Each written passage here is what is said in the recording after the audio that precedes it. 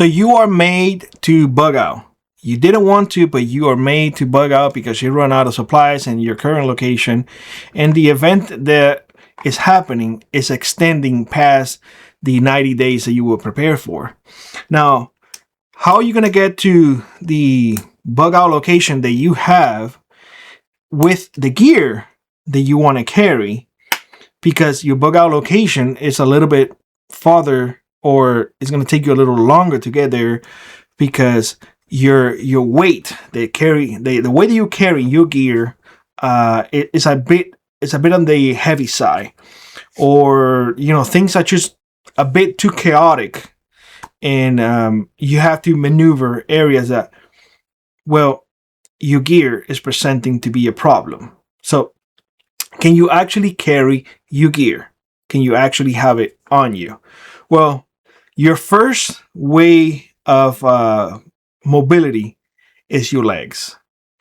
Unfortunately, people don't walk as much as they used to anymore. We are very accustomed to just driving, even to the mailbox. They may be, I don't know, in the corner. We just drive over there. We don't even walk anymore.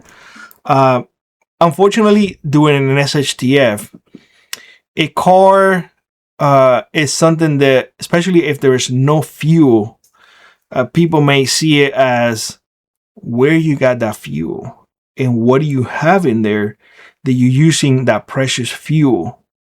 What do you have that I want?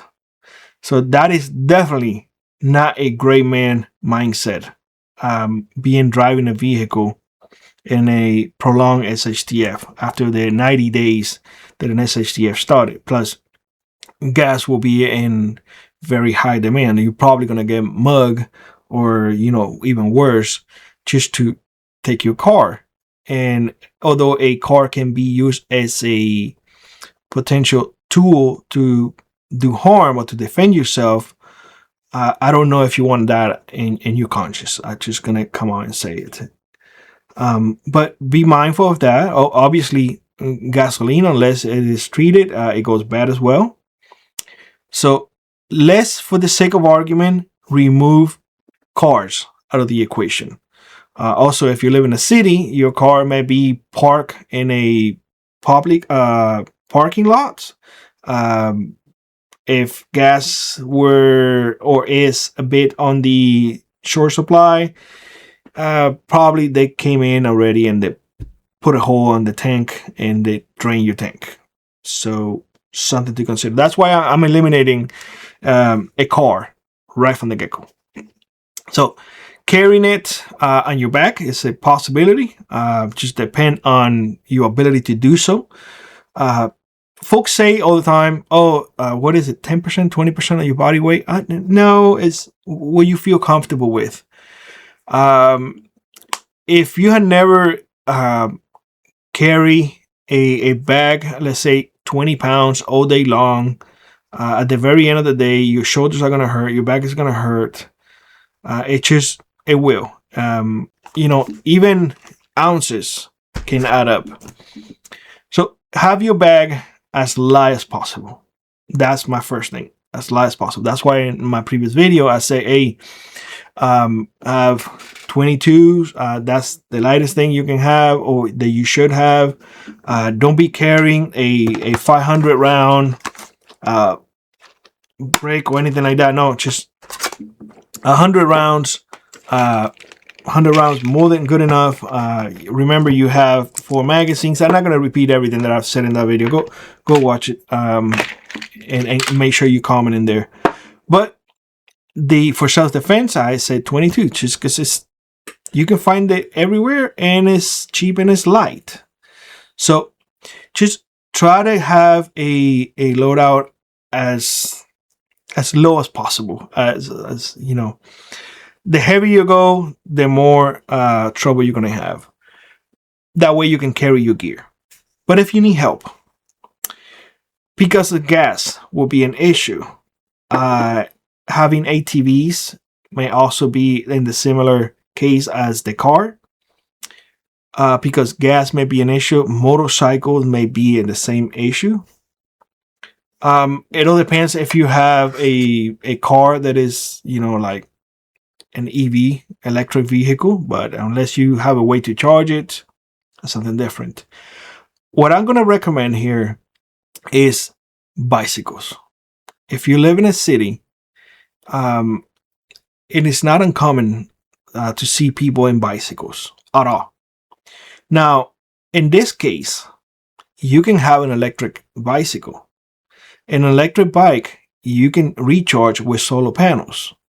So you may not be as uncommon if you come out with your electric bike. In fact, they do sell foldable solar panels that you can recharge your electric bike. I don't have it, but I have seen it. But I currently don't have it. I do own an electric bike. It's an all-terrain electric bike, a Quiet Cat, a flat tire one, and it does give me quite a bit of range.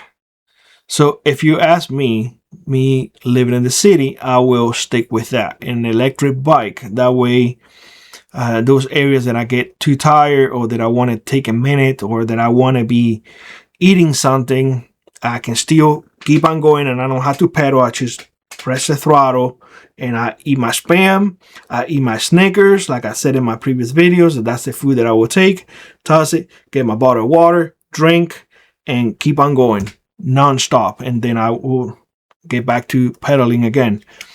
And if the sun is really good, if you don't want to ride in the middle of the day, you can stop and lay out your solar panels and take a minute, rest. You have your defensive tool, then you can keep watch and utilize the sun. And when the sun goes down a little bit, keep on riding. You get what I'm saying? It's mobility is what I'm saying. And by having a bike, you are silent, which is what you want. You don't want to be loud at all. And by having a bike, your gear or your go bag or your loadout can be a little bit more heavy than what you be able to carry, because you are not carrying it. You're using the mechanical force of the bicycle. You see what I'm saying? And a bicycle, quite honestly, are simple to fix. If you get a flat tire, as long as you have a pump, you can fix it. You can take out the inner tube, fix it, patch it. Something easy to do. If your chain breaks, you can patch it again. You can have a small kit with just the necessary tools for you to fix it. In fact, that even for flat tires, even if you don't want to have the pump, they have you can take out the inner tube, just fix it, and just use the CO2. They have little CO2 little pumps. One use, you inflate it and then toss out CO2 and you keep on going. You see what I'm saying? There are things. Those of you who know more about bicycles, I encourage you to comment in the comment section below. But that will be my recommendation to everybody. How can you carry your gear? I think a bicycle will be the best choice.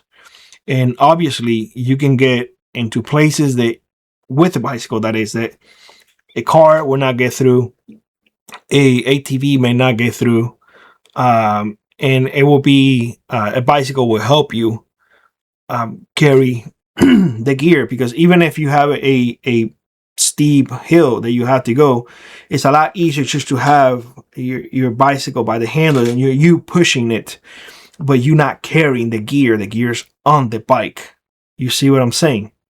So bear that in mind when it comes to bug out, depending on your location.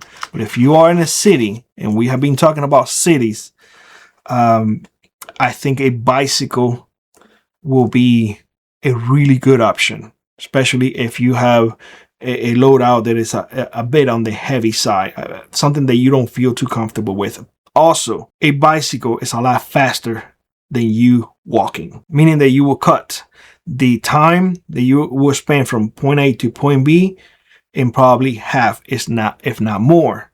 So bear that in mind. You will have a greater speed in a bicycle than not walking. And I will venture to say that it is as quiet as walking. So again, what can you actually carry, or how can you actually carry your gear better? I would say a bicycle. If you live in a city, it will help you tremendously. Even if you live in a building, it's a lot easier just to, if you want to protect your bicycle, you put it on your shoulder and you climb up the stairs.